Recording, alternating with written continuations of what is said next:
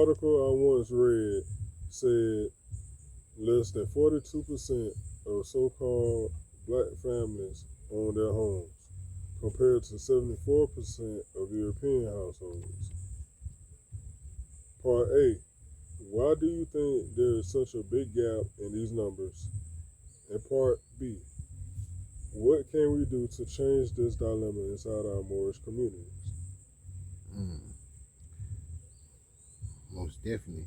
You, you see how many percentages are they again? You said. 42% for the black families and 74% for the European households. Mm.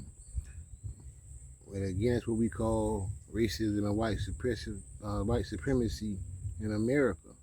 You know, when you think about some of the conditions that so-called black folks are in, and the different disadvantages that we have over the rest of the people on the planet or on the land at this time. You know, most of us can't even afford to purchase a home, so a lot of us find ourselves renting homes, or we find ourselves leasing and doing other things of that sort just to have somewhere to live a shelter up under.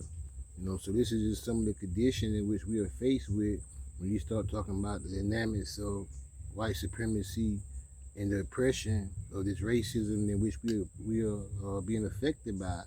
That's why we say that the system is racist in itself.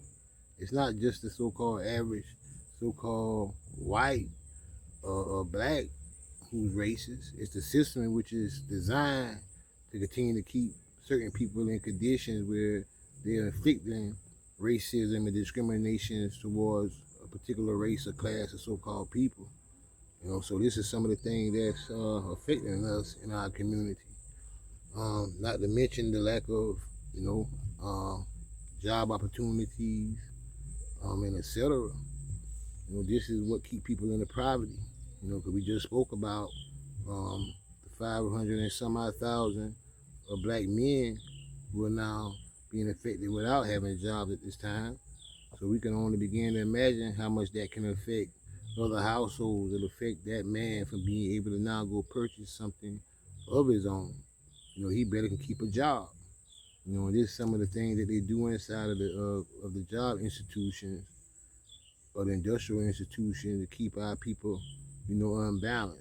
'Cause a lot of times we find ourselves trying to keep a job unless opposed to being permanent and being able to rise up the ranks and eventually, get a little piece. We may be able to purchase us a home and then eventually pay, for one that we can have to, leave on to our children or someone else, later for an asset. So this is very important that we start striving to understand, business economics, land stewardship, um, trying to find and purchase things of assets opposed to things that's a liability. A lot of times we go out here and put our money into a lot of things that don't really have true values, and then we look to uh, seek some type of resources from it.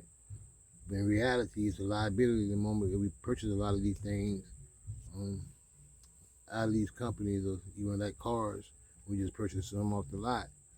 So we want to start investing into tangible goods, things that has increased in value, and antiques and things of that sort that will continue to, hold its wealth and its value, opposed to things that we know that are liabilities are not going to hold value, and things that really does not have importance. See, when you're talking about leaving generational wealth and things like that behind, for generations to come.